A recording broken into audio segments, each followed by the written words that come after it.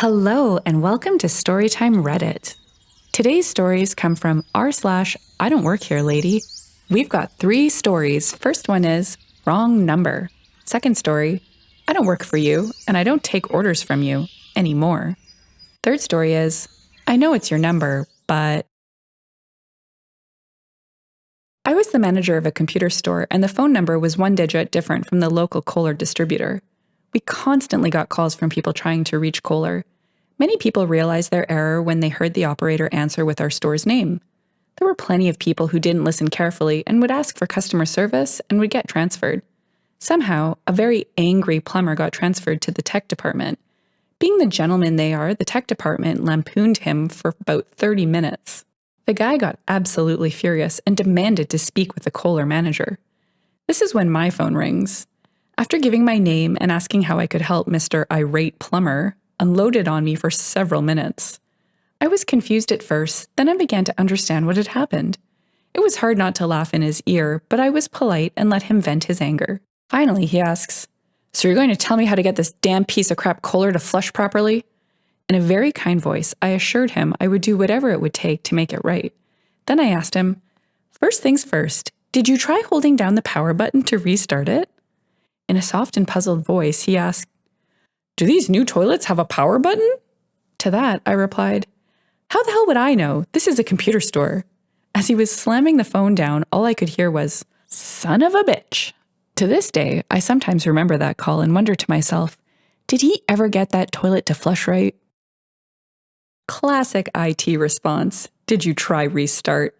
I'd be yelling son of a bitch myself. And now for our second story. I don't work for you, and I don't take orders from you anymore. The year was 2016. I had worked as a stalker for a craft store for over a year, but when my dad retired, we were moving out of state. I handed in my 2-week notice, slating the 18th of the month, a Wednesday, as my last day of work. I double-check my schedule to make sure I'm taken off, and I see that I'm scheduled until the 20th. That's Friday. "Hey, store manager, I can't work the last 2 days. The 18th is my last day." "Oh, really? I thought you could work a few days after that." "No, I'm moving out of state. We're packing up our last bit of stuff and leaving. It even says on my notice that the 18th is the last day I can possibly work." "Oh, okay, I'll fix the schedule." Mildly irritating to have to argue my case, but the store manager has always been a bit spacey and disconnected to reality and time, so I chalk it up to him having a dirt moment and let it go. I work my last few days, get hugs from the coworkers I'm friendly with, say goodbye to all the staff, and go home for the final time. Thursday the 19th, I get a call on my cell phone from the craft store's number. My name, "Where are you?" "Home, packing the last of my stuff. The 18th was my last day. I told store manager to take me off the schedule."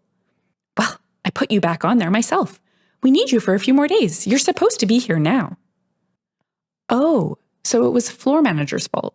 She and I had butted heads often, to the point I reported her to corporate for trying to make me work off the clock. Me irritated.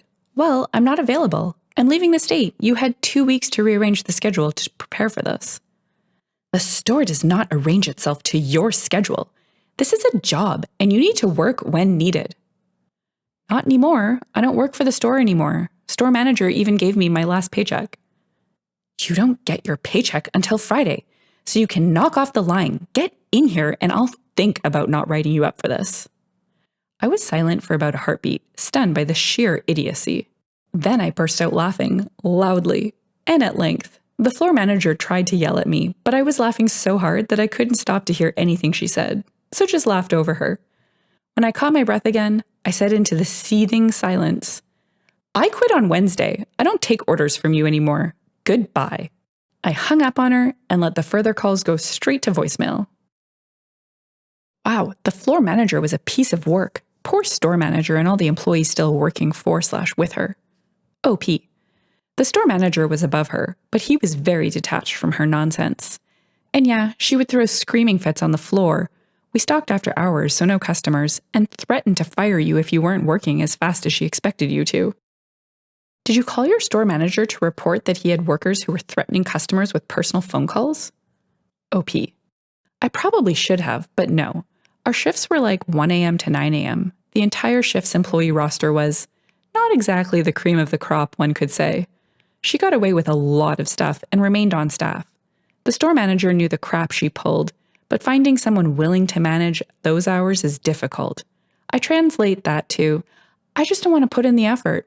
So I was kind of at the level of, you know what? Forget it at the time.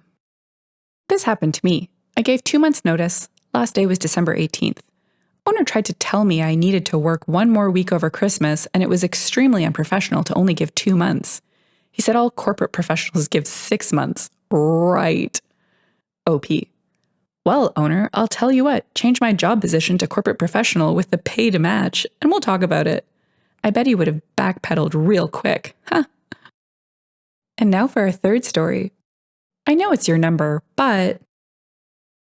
Another post on here reminded me of this one. Quite some time ago, my girlfriend and I, now my wife of more than 15 years, moved in together and had to set up all the things, cable, internet, phone, etc.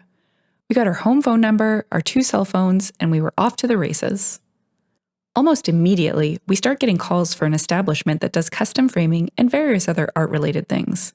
Let's call them Expo for Art. Of course, we had caller ID, and we had friends that would call us, but inevitably, if we didn't recognize the number, it was someone wanting to find out if their order was complete, or their frame was done, of what their hours were, or any of 1,000 other questions. I'm sure anyone else who had this happen will recognize this exchange. Sorry, that's no longer their number. This is a residence. Yes, I'm sure. No, I'm not giving you my address. No, I don't know their new number. Yes, I have a phone book, but so do you. Eventually, after 1,000 of these, and changing the message on our answering machine to say, this is not, I repeat, not Expo for Art. If you are trying to reach Expo for Art, please hang up, look up their number, and try that, because we aren't them. Eventually, I got my gazillionth call, and I asked the person on the other end of the line where they keep getting this number. Well, it's printed on my receipt. I guess I'll just call this other number. Any chance you can give me that one? Thanks. I call it. Hello, Expo for Art.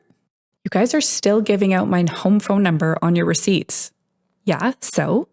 Well, effing stop it. It's been at least a year since you haven't had that number. At least cross it out or something. That's a pain in the ass. I'm not making my employees do that. So you're the manager? I'm the owner. So let me see if I have this right. You, what was your name again? Let's call him Fred. You, Fred, have decided that it's too inconvenient to cross my home phone number off your receipts, so you're just going to keep giving it out? Yep. What are you going to do? Sue me? Maybe. Whatever. I've got shit to do. Bye. I called a lawyer. Didn't really have a leg to stand on. I went to the store and asked for Fred. Fred's not here. He's hardly ever here, really. You want me to call him? No, I'm fine. I know this is going to sound odd, but is there any chance I can see one of your receipts? She picks up a receipt book and shows it to me. Sure enough, it's got my phone number at the top, above another one. I say, I thought so. I couldn't get you at the other number. Some guy yelled at me and I didn't have my old receipt, so I had to come down here. We've been having that happen a lot, ever since Fred decided we didn't need 2 phone lines. But he had just bought like 20 boxes of these receipt books and business cards, and he's too cheap to buy more until they run out. I'd hate to be that guy. Yeah, that's gotta suck. So I went home and hashed my evil plan. Next phone number I didn't recognize. Hello, Expo for Art. Hi, this is Mary Smith. I dropped off a thing last week to be framed. Is it ready? Let me check. Yep, we finished it this morning. I hope you don't mind, but we decided to upgrade the matting because of the weight of the piece.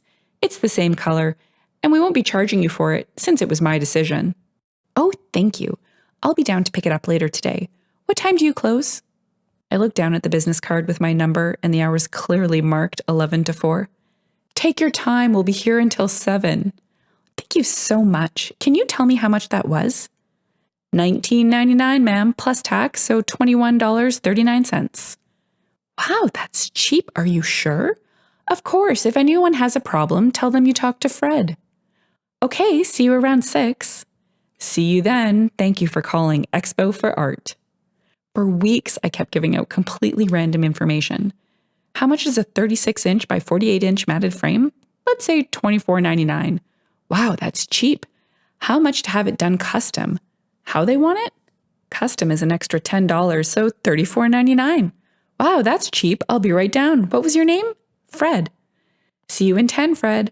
How much to have the entire front page of the New York Times from 9/11 mounted and framed? $33.99 unless you want our special proprietary newspaper frame and mat service, only $49.99 and guaranteed for life, only at Expo for Art. Tell them Fred sent you. I can only imagine the number of pissed off people who showed up to pick up orders that weren't ready, and when they finally were given a price way higher than what Fred had told them over the phone. Eventually, someone let slip that they called the number on the receipt, and that's what Fred had told them. Fred was not happy. Hello, thank you for calling Expo for Art. This is Fred. You're not Fred. I'm Fred. Are you trying to put me out of business? Why, Fred, whatever do you mean? Someone has been giving prices to my customers and telling them their orders are in when they're not due for weeks.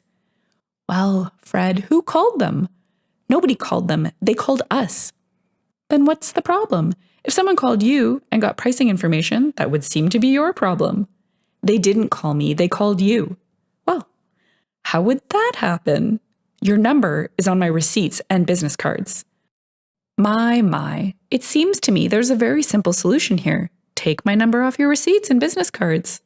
Do you have any idea how much promotional materials cost? Is it more than it costs to do these jobs for the prices you're quoting? Is it more than it costs to lose customers? Or less than that? This is extortion. Call it what you want, Fred. The choices and consequences are entirely up to you. A week later. Hello, Expo for Art, this is Fred. I've ordered new receipt books and cards. Can you please stop this BS? Sure. Bye, Fred. Edit. Since a lot of people have asked this, no, I didn't let him off the hook until the calls stopped, but it was only a week or so after he called me back. He must have paid for expedited shipping. This reminds me of one of my first stories, the classic pizza shop that wouldn't change its number.